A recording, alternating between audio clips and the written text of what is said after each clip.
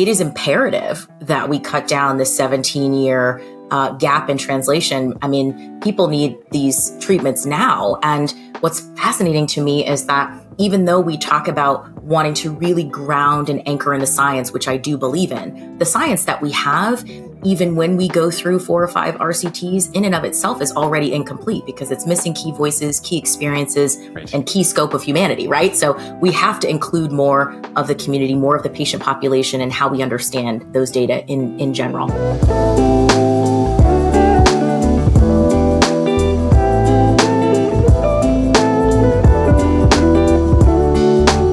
Welcome to Season 1 of Neural Compass, where we explore the future of mental and behavioral health at the intersection of clinical care and cutting-edge AI.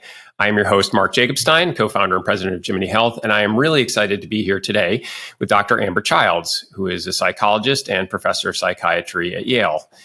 Dr. Childs specializes in youth and young adult mental health, digital innovation, and data-driven care transformation. We're going to talk a lot about data-driven in the course of this conversation. In addition to her research, she's done really important work in measurement-based care, which we will also hopefully discuss, and helped launch the GROW, which is Getting Racism Out of Work initiative at Yale, which we're also going to touch on today. So thank you so much for being here. Oh, of course, Mark. I'm so pleased. And, when I met Louis at the panel that we did together at School of Management, they had the Yale Healthcare Conference. I knew for sure that really important work was happening with your team and just wanted to be in good conversation with folks who are really thoughtful in this space. So I'm happy to join. Thanks so much for the invite. Fantastic. Well, thanks for being here. So let's jump in. I want to talk about MBCs, or measurement-based care, which is I think a pretty hot topic right now in the field of mental and behavioral health. So maybe I'll start by, for our listeners who aren't familiar, talk us through, so what are MBCs, why do they matter, and what has some of your research shown? Okay. I love talking about measurement-based care. I'm sort of like the measurement-based care aficionado at this point in time. So let me tell you like a quick story. Back in 2017, I was pregnant with my first child, and I remember at that time I had just sort of rounded the corner on my second year as the lead psychologist in the adolescent intensive outpatient services at Yale New Haven Psychiatric Hospital. And when I was brought into the service line, I was brought in because they were really hoping to develop new behavioral health programs to help capture a different audience or a different group of consumers that they had not previously been able to capture within their sort of overall portfolio.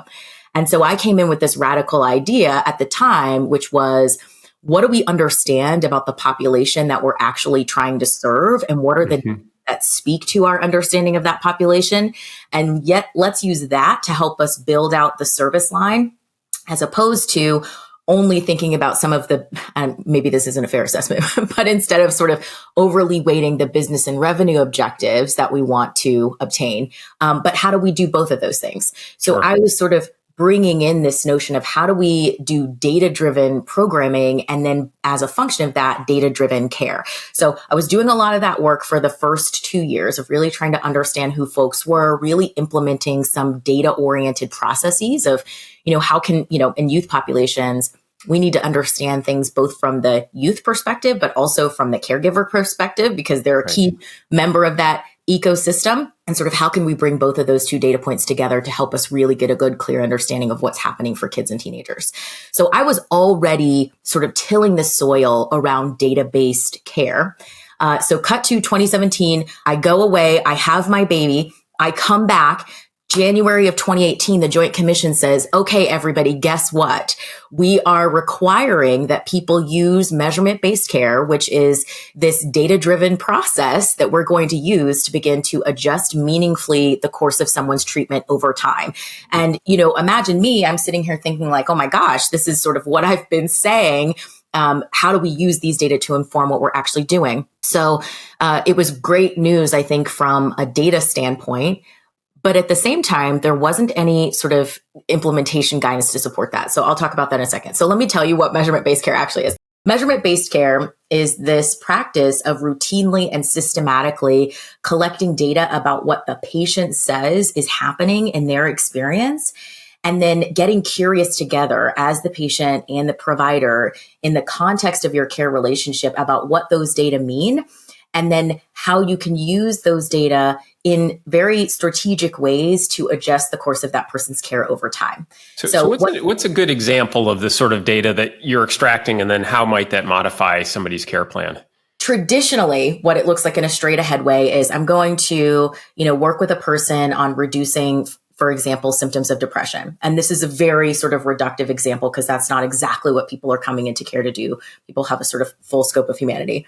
But I'm going to reduce symptoms of depression. So I'm going to use a standardized assessment tool, and we're going to establish a cadence on how often we're going to assess your symptoms of depression.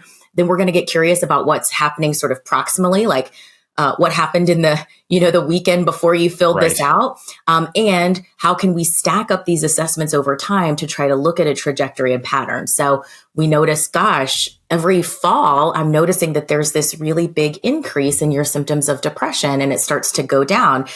Let's get curious about that and what might we need to think about. Or I'm noticing that your overall symptoms of depression are decreasing, but we see this longstanding challenge with sleep or maybe some other cognitive aspect of your experience.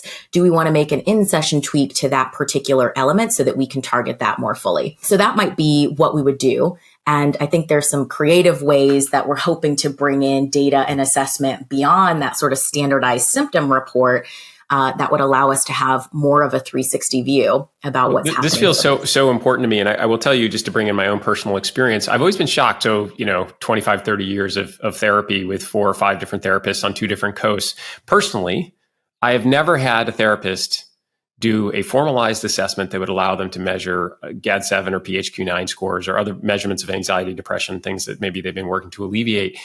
And I've always been fascinated by this because it's hard to know, to move past sort of the subjective. And I do think that they would do a better job sort of informing care with me in something like this. And I think about other parts of medicine.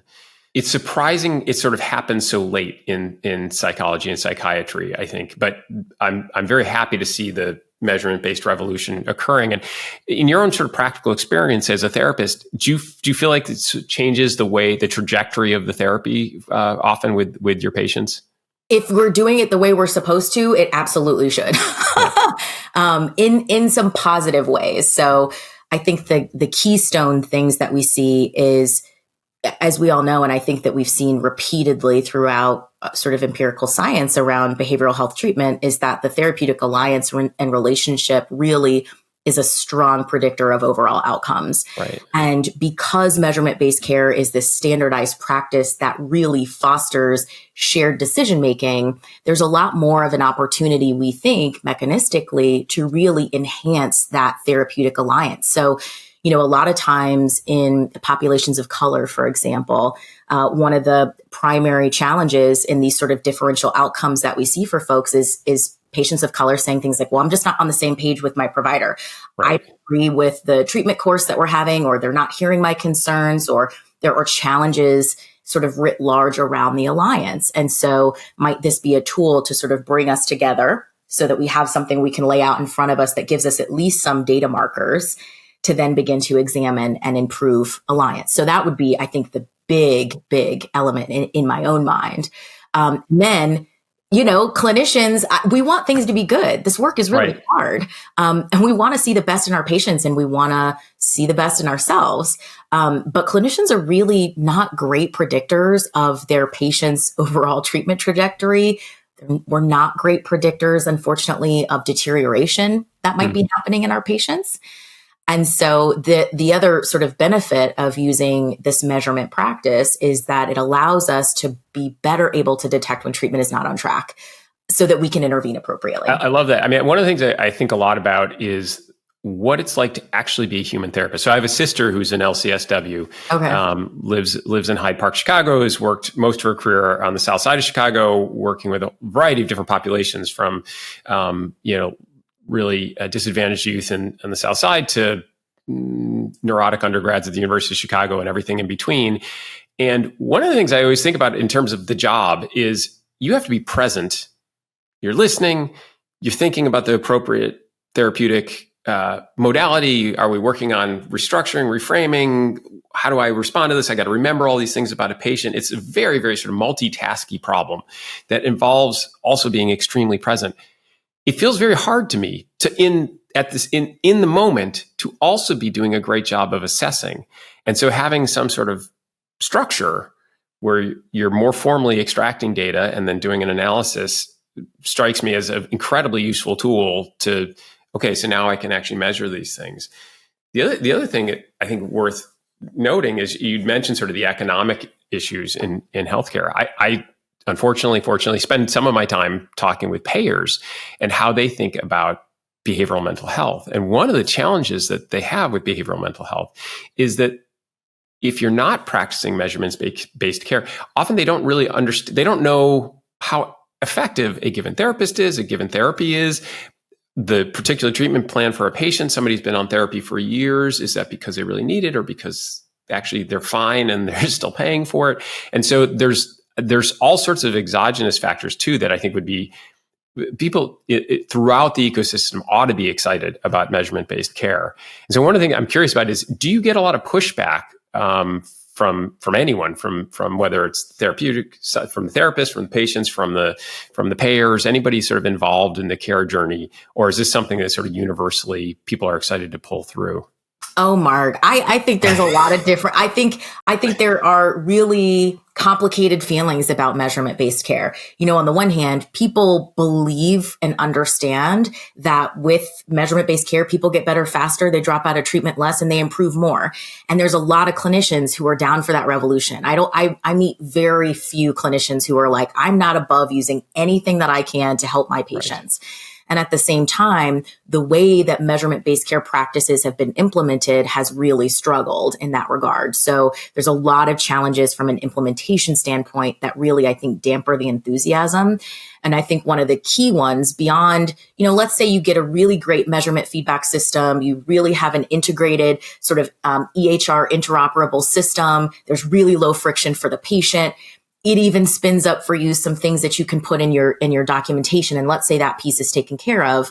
The Joint Commission puts this other standard of like, you have to also now use these data in aggregate to understand something about the performance of your overall program. A lot of clinicians then say to me, well, it sounds like maybe the next step of that is we're going to assess individual clinicians' performance. Right. And then that's going to have some bearing on I'm going to get fired. I'm going to get demoted. Right. Yeah. Right. Or I'm going to begin to inadvertently or maybe sort of conscientiously adjust my caseload because I'm concerned that patients who are at higher levels of acuity where the treatment would have them maintain their symptomatology is going to really disadvantage me because I need to showcase that there's a decrease in these symptoms over the course of the tool. So I think there's complications in terms of how people are actually leveraging the practice that make it hard for folks. And I will just say it's a sort of generous assessment that we've really worked out the clinical workflow and implementation challenges. So I think, right. Again,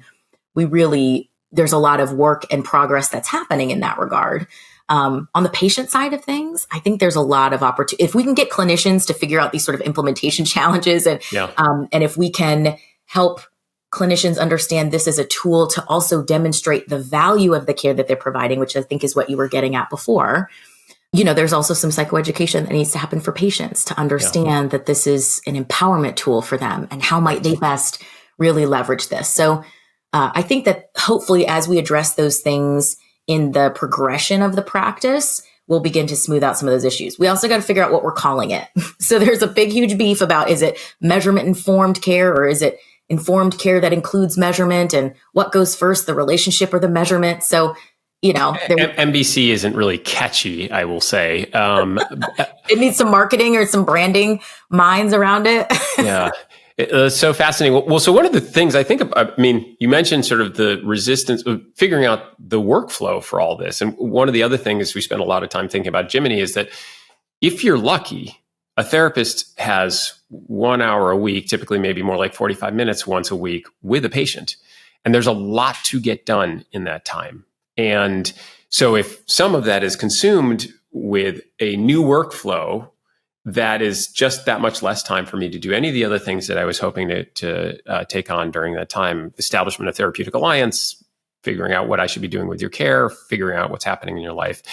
So I'm curious if you've thought much about sort of external tools to help with this, and specifically thinking about AI-based tools that can sort of supplement the work that a therapist is doing and then inform them. And if this is something you're seeing adopted in any way in the clinic just yet. Well, actually, maybe I might even take like a step back to answer your question and say, the question that you just asked is sort of the inflection point for me of how I started ImSelect, which also needs a marketing and branding person to support its name. It has a terrible name. I came up with this name in the middle of the night. My daughter had COVID for the first time, and I had like 2 days to apply for this innovation award that was happening through Yale New Haven Health System. It was like their inaugural awards. And the reason it was, it stands for Measurement, Selection, and Education Tool. Okay. Terrible name, right? But it started because it was really in response to this need to be able to support clinicians in actually engaging in the clinical process of MBC and really helping to fall away all of these other administrative and workflow challenges. And the biggest one that I found in my, what I will now call customer research at the time, was clinicians were concerned that they needed to become psychometricians in order to use this practice effectively. So I need to know every measure, how to use it, and understand all these different dynamics of what meaningful change means on the measure. And then I'm trying to maintain an alliance. And I've also got Epic open and I'm clicking through 100 things, and it's a virtual. And no one told me there was going to be math on this test. That's not why I signed up to be a psychologist. So math is not mathing. So I said, okay, you actually don't need to be a psychometrician. I want to create a solution that's going to allow you to be the clinician and to do all of the things that you do incredibly well, and to give you back time in the session, but you still get to leverage this practice. So what the solution started as was a tool that was going to help providers algorithmically make a decision about what measure was the best fit for the right patient and the right symptoms. And then it was going to provide them with sort of clinical decision-making support about how to use that measure in the session and take away the guesswork to really support them. It was also supposed to be interoperable with the EHR so that it would sort of smooth that. Wow, you really were ambitious. Mark, let me tell you what. Apparently, you'd done no work before this trying to integrate software with traditional EHRs. It was a fever dream or something I had, that because we were using also Epic, and as you know, the majority of the country is using in health systems, and so I was like, oh yeah, this is 100% possible. It's going to include like a companion app. We're going to get this in the app orchard for Epic, and then it's going to pipe these into notes. The reason I believed that this was possible is because I had fashioned a similar, kind of like a Wizard of Oz type solution within the Epic native platform itself. And actually, if you go into my chart now in Yale New Haven Health System, you can see what are called behavioral health trends, and you can see the measures plotted out. So I thought this was possible. I thought this was 100% possible. And what I realized was that providers and clinicians almost need like a change process doula to help them implement these different practices. You know, like even if it's going to help them, and even if it's going to smooth out workflow challenges and let them just go into sessions and be the clinician, it requires so much provider behavior change. You know, it's funny because I've spent my entire career in sort of technology entrepreneurship and building software tools throughout a variety of ecosystems. And I only moved into healthcare maybe 10, 12 years ago I started with a molecular diagnostics company. Now I've worked in therapeutics and now time at Jiminy. One of the things that's really interesting to me is changing behavior in healthcare is the hardest place to change behavior that I've ever seen. And there's really good reasons for it. So like status quo bias is a normal human thing, but clinicians have been trained with status quo bias, right? Whether it's first do no harm, deeply scientific, typically a personality that is one that like clinicians are not cowboys, or they never would have made it through medical school or through a 5 or 7 year, psychology PhD program, et cetera.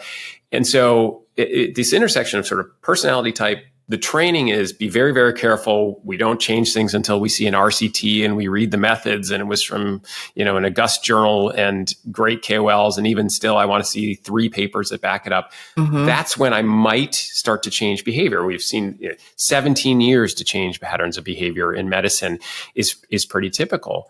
And I can imagine mental behavioral health, which is often historically anyways, a little less data driven than say oncology, where you look at some Kaplan-Meier curves. it's probably even harder. So I'm curious, maybe one thing to pull this through at a place like Yale, but how you think about implementing your doula. I love this idea, your doula for sort of practice change, and specifically how you do that in the community, not just at a place like Yale, and what you've seen so far. I think you've actually just identified what I found out was maybe the key. So I was really going after this from the framework of how do I support providers in their ability to implement this practice? And then I realized this has never been just about a provider-driven practice. Inherent to the practice is shared decision-making, collaboration, working together. This has to actually live, or might it be able to live with the patient or with the community? How might we let this be patient-led in a way that enables the provider to come alongside, right? And then we give them the tools to make that helpful. So the second iteration of that solution actually became okay, whoa. This isn't just something that's going to help providers do unto patients this practice. This is going to be something that empowers patients to be able to leverage their own data on behalf of themselves and then connect them, the provider, and, I'm a youth person, and the caregiver, so that all of these key players in this ecosystem are now benefiting from these data. And then what provider is going to be okay, here's this data that helps you understand more about your patient and their experience, and they are actually taking these assessments and want to talk to you about it. What provider's going to be no, I'm not going to be discussing that with you. Right. That's fascinating. I love the notion of patient pull. We're seeing it more and more in different parts of the healthcare ecosystem. And it feels like also embedded in there is the magic of a good workflow versus a bad workflow. This needs to be probably very easy for both the patient and their caregiver and for the therapist to actually work with. Otherwise, no bueno. So where is the program now? So I, oh my gosh, it went through 1,000 iterations. My naivete was very quickly pulled into check when I realized that in fact, interoperability is something that's going to happen in 30 years from now. Maybe not, but certainly within the academic medical center context was not something that was going to be happening at 1.75 speed.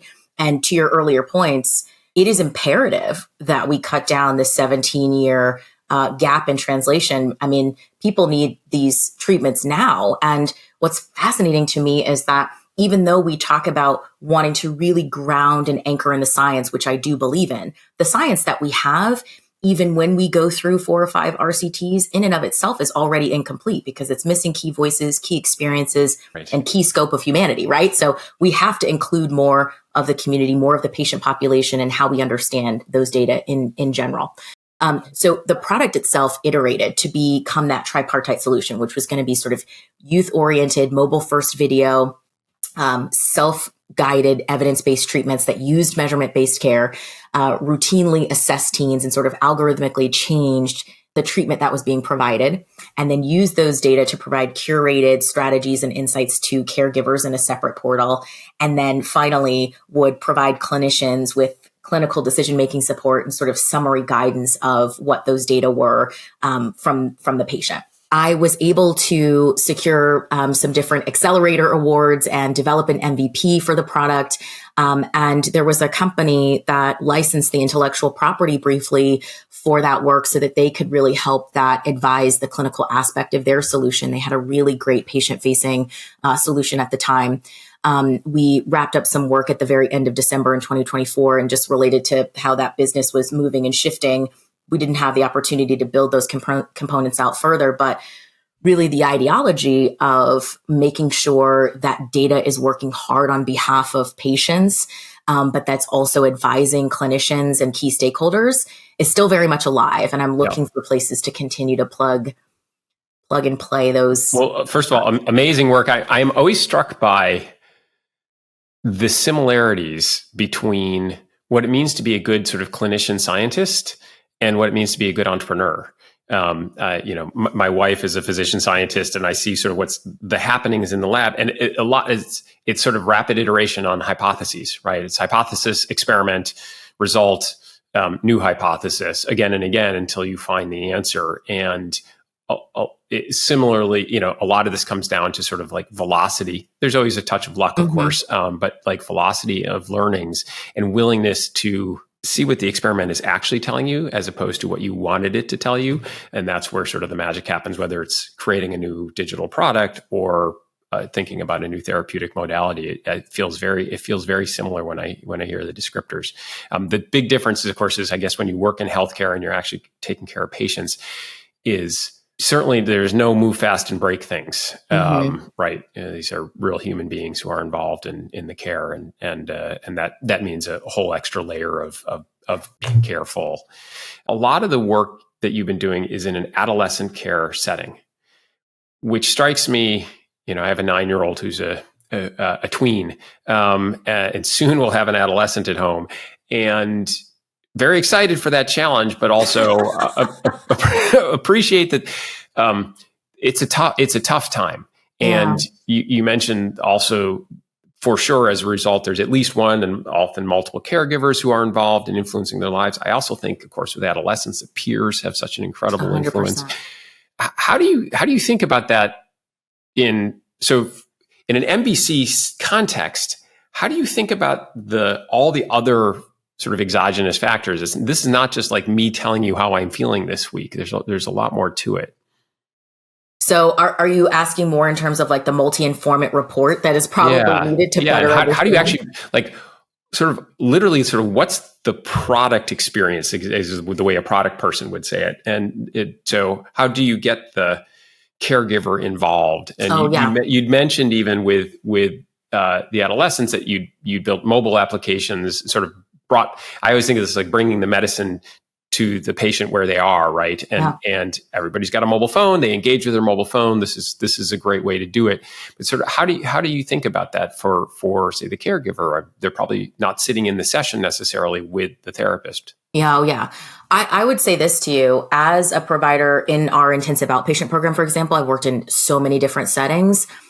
And actually, maybe this goes across these settings. Invariably, I would spend almost equal parts time with a caregiver, either by phone or in family sessions, really exploring and reinforcing the work that was happening with the youth in particular. So I know there are a couple of different camps of how you might do work with a teen. And one is, we want to focus only on the teenager. And there are a lot of concerns, rightly, around privacy and confidentiality.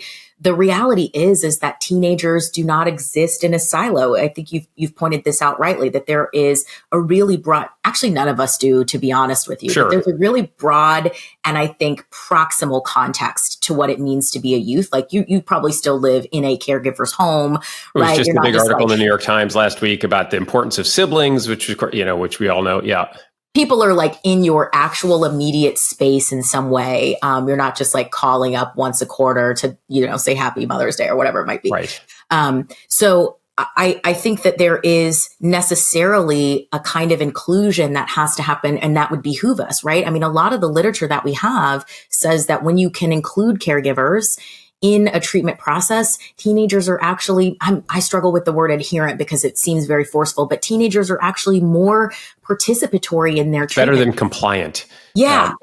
They stay the course, right? They stay the course in their treatment. They move through the work and they actually demonstrate better outcomes when there are caregivers involved. Now, there are absolutely caregivers who are not able to meet the teenagers where they are, have like differences in values and differences in their ability to really honor and respect what might be happening there. But to the extent that we can include caregivers and be mindful of those privacy concerns, I think is critical. So operationally, what that looks like is how do we sort of provide caregivers and how do we automate some of the psychoeducation that they might need and benefit from? But how do we curate that in a way that they're not just going to the American Academy of Pediatrics website and being like, how do I help my teenager, right? So how do we use data to help them understand, okay, here are the things that might be more targeted for your specific youth. Here are questions that you might want to ask. Here are different strategies to reinforce what they might be experiencing. We're not going to send you off kind of on a wild goose chase. And I think about kind of the parallels of how teenagers and caregivers use communication methods now. And I'm like, why can't we replicate that in the behavioral health space? For example, a lot of teenagers in treatment will say things like, all right, the way that I promise this is more than just like a one-off thing. I wanted to talk to my mom about using my correct pronouns, like respecting my pronouns. But I needed to first come out to my mom that like I'm using different pronouns than the ones that you've been using for me, right? Yeah. So what I did was, I'm a teenager. What I did was I sent her in Instagram a video of another teenager talking to their parent about using pronouns, or a video of somebody explaining how they came out to their parents. I text that to my mom, or I send them a TikTok video that I saw doing this. I cannot tell you how many times teenagers have said that they're leveraging technology to try to sort of front load these conversations or give themselves language for something that they hadn't understood. Now we got to be monitoring that content and making sure it's like on point. Right. Yeah. But I was like, why don't we use a solution that actually has evidence-based content, actually has strategies, and a teenager can say like, I would like to push this to my parent to say like, this is TikTok for good. Yeah. Here's how we can talk about this. That's so powerful. And I love the sort of, frankly, the adolescents figuring out the solution to the problem is very exciting. One of the things that sort of implicit in what you're saying is, if you think about sort of data-driven technology personalization, what that immediately says to me is some form of AI. Now, there's some of this isn't really AI. It's like have a catalog of content that a patient, an adolescent can choose from in order to help with their conversations with their caregiver. It doesn't require any AI. But I think there are more advanced versions of this that do. And one of the things, and I know you spend a lot of time thinking about sort of providing, mental health solutions in communities of color. And one of the things that we all know has been a problem with AI is sort of the alignment problem. And AIs having been trained up on data that are intrinsically and historically biased. And then that gets manifested in the AIs. And hopefully we're making progress on the problem, but it's a problem for sure. Has this been a sort of area of work for you as well, or sort of too abstracted away from the sort of the day-to-day of your programs? I think it's more abstracted from the day-to-day, but from a theoretical standpoint, I've thought about this as like, isn't this... Absolutely, there are all these pitfalls that we need to consider. And Dr. Shirley Wang, who is at Yale now, she's an assistant professor in the university side in psychology. She and her lab talk about this quite a bit. But I think, and we got to interrogate all of the data that we have and how it's sort of intrinsically biased, as you mentioned. But I always think, isn't this the great opportunity that we have now? If we're building it, how do we build it in a way that we start these protocols off in a way that accounts for those biases based on what we can understand now, which in 10 years we should look back on and be like, oh my gosh, I can't believe we thought that was the right remedy. Right. And that would mean we were still making progress.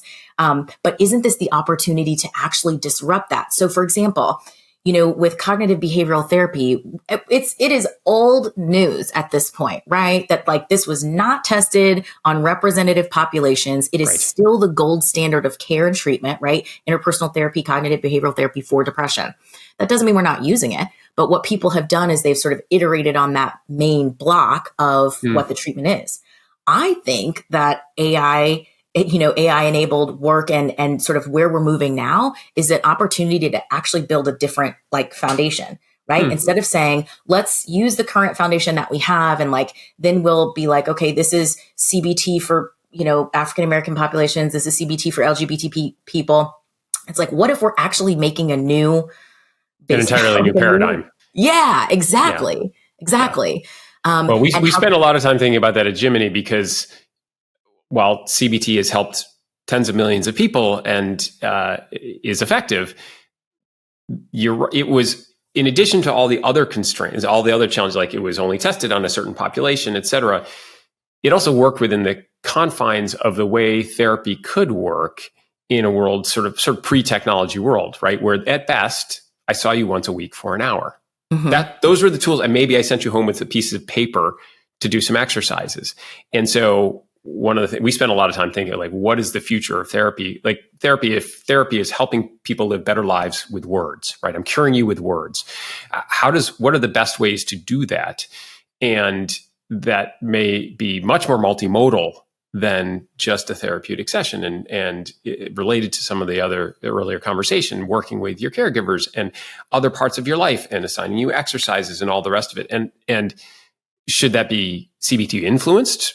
Probably, because CBT is proved to be effective and important in a lot of different ways. But I love this idea of like, can we rethink the whole thing, including having it be informed by the fact that the experience for an adolescent of color or LGBTQ youth might be different than someone who's not. And yeah, in fact, it is. So let's build that in from the beginning based on the best science that we have available at the minute. Actually, I love what you just said about, sort of curative work through words. A really good colleague of mine often talks about psychotherapy as like the practice of free speech. It's like enabling freedom of speech. And in so doing, it's like enabling like freedom itself. So one of the things I think is so interesting about Jiminy is that, to the extent that there's this like AI enabled tool, the tool isn't just like sort of operating on its own out there. It's actually operating instead with the patient and with the provider.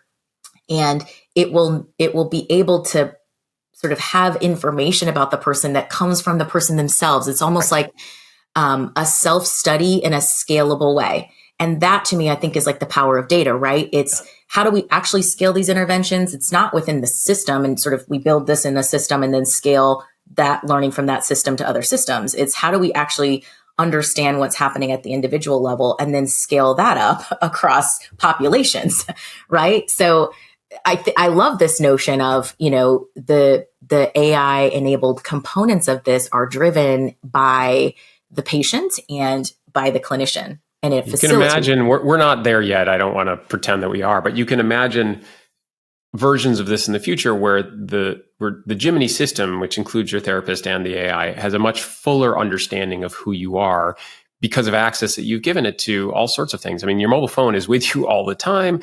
You can use it for journaling. That journaling, for example, can be therapeutically influenced. We're going to work on cognitive reframing, and because I do a lot of black and white thinking, or et cetera. And those things can all happen with your mobile device. That's part of why we called the company Jiminy, right? It was like Jiminy Cricket with you all the time. I was curious about that. Okay. Yeah, we spelled it differently. So I just went on a Disney cruise. So I'm very I was listening with an interested ear to that.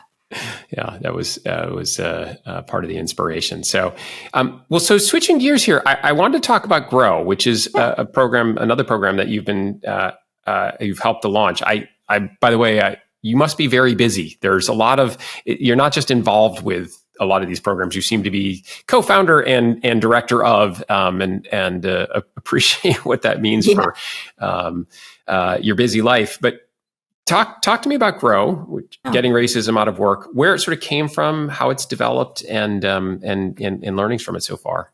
Yeah, I'll just comment really quickly on that. Like, one of the reasons why I have become this sort of entrepreneur person, I think, is just related to sort of at baseline, my desire to really move things along with pace and sort of how can we establish processes around them.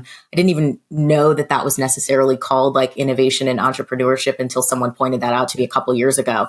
And I was Patience like, wow, is not a virtue for this sort of thing. It's good to be impatient. Yes. 100%. So the Getting Racism Out of Our Work initiative, I co-founded that with a couple of really phenomenal colleagues of mine. And it was the cornerstone project of my work as the director of training for the psychology doctoral internship program. And years ago, when I was a postdoc in training, I had the unfortunate and all too common experience that many Black people have of having a really racist supervisor. My supervisor would make comments and remarks that were just incredibly damaging about patients that I was treating. And there was quite a bit of sort of gaslighting around my ability to really call and detect this. And in fact, there was this part of me that really didn't want to believe that was what was happening because it was just so aversive. And so it was a damaging experience. I almost actually left the field of psychology at that time. I was 2 months away from graduating, and it was so painful that I was like, I will literally give up these years of training to get away from this. So I pivoted to Yale. I didn't pivot to Yale. I got my first job at Yale. And I had this opportunity to kind of reset, and sort of over the course of time, I began to reconstitute and sort of have some restorative, reparative experiences. And when I became the training director, one of my key pieces of work was the Diversity, Equity, and Inclusion Committee. It had already been started years before, and we had culled all of this data about trainee experiences in supervision and in the program overall for the past 5 or 6 years before I was even the director. And I was like, what are we doing with these data? And now I can see some patterns here that let me know that we have an opportunity in terms of how supervision is unfolding. And our trainees are saying, like, I think there's some room here for our supervisors to become more racially and culturally responsive. And because clinicians are who ultimately go out and do the work, it was imperative to me that we were training clinicians in a climate that they were able to have their humanity and respected. And so, because that would have implications for the clinical care that they provided. So I created this data-driven program that used these data based on training experiences to say, here are the key areas that, our supervisors need help and support with. And what we found was that it wasn't just about providing our supervisors with foundational knowledge about, diversity or equity or, cultural frameworks. It was really helping them to understand themselves as the sort of supervisor and educator tool. What am I bringing to this? Because that gives rise to a much more expanded way of practicing in supervision and in the clinical work that they were leading.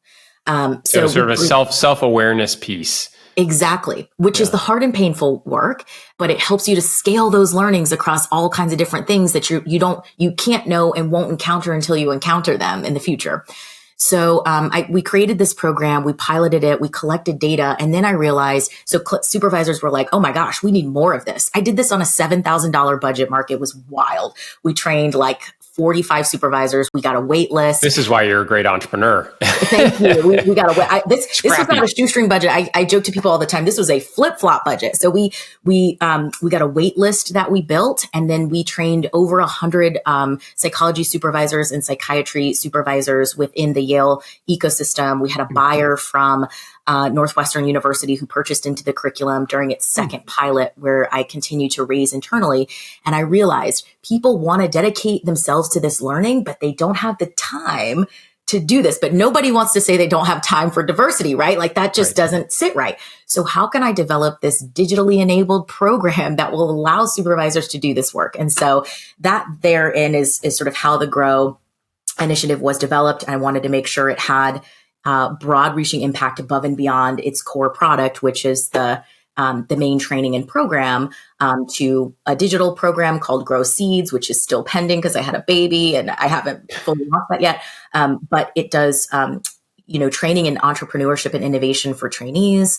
There's an evaluation and research arm that's there. There's a scholarship arm that's there. And I realized like, oh, wow, I'm really good at raising investment dollars into this kind of an innovation, and I can bring stakeholders together around a really hard problem.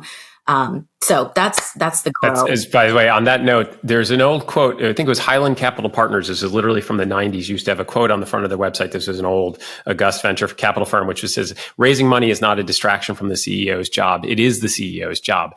And I think about that actually a lot for the sort of healthcare, like clinician scientist version of that is the PI's job. It's basically, you want to make the thing happen. Part of it is wrangling the money, because ultimately what that is like having a vision and painting that vision. And that allows you to attract the right people and the dollars and all. And it's the only way to sort of manifest it. So first of all, kudos on making it happen. Yeah. Last question on that. Current political climate has made working on initiatives like this difficult. DEI is particularly at an Ivy League university where there's an awful lot of probably unwelcome attention from the current administration. Have you had any challenges or pushback or anything else from as far as continuing the work on GROW? Well, fortunately, GROW was seated in a department that really prioritizes this work and so has been unwavering. And I think at one point it was like, are we still doing this? They're like, continue your work. We're still doing this. And that's a very specific context that I find myself in. But I'll just step back and say there has never been a time where this work in particular hasn't been difficult. And so in my own mind and in the mind of a lot of I'm sort of in the group chat with all the Black women psychologists and psychiatrists. We're like, yep, this is a new shade of kind of a very similar thing. And there's almost always a turning up of the temperature in these waves. And so how do we want to think about this now? How do we want to play this? What is the long game for this? But that said, it does have some real implications when we start to touch into places where there are federally funded, fellows and trainees, and sort of how do we want to scope this in a way that really protects their ability to train and our ability to get this work out. There was a time when, Mark, I literally, even when I was on child rearing leave, I would get an email a month of like, can you bring Grow to our company, our facility? We have money to pay for this. Right. Yeah. And, external to you. And some of those requests have dried up, right? Around, our hands are tied. We're not able to spend these dollars in the same way. So I would say that, I don't know that there's less of a demand for it, more so than there are some blockers to the traction that we were previously having. But I did just get an email from someone like, hey, we're trying to launch our diversity, equity, and inclusion committee within our internship program, which I think is such bravery, right? To say like, we're doing this anyway. We're doing this anyway. Can you come talk to us about how we can put this together, how we can establish our metrics, how we can do this in a way that's going to withstand the climate that we're in. Well, but to your point, this has never been easy work, right? From, Henrietta Lacks to Tuskegee, to et cetera. This is a very, very old challenge. And kudos and pushing it forward. Really excited to see how it grows. Sorry for the pun. No, I love it. I love the pun. In fact, I was saying to someone, they were like, are you going to have to change the name? Imagine that, Mark. We can't say the word racism in the title. Imagine that. Yeah. That's not what I've heard so far, but are you going to have to change the name? It's like a legitimate question. And I was like, we are not changing that name. That is too good of a name. I don't think we need marketing around that one. No, that one is, do not touch that brand. Fantastic. Well, thank you so much for the conversation today. This was so interesting. I wish we had another hour.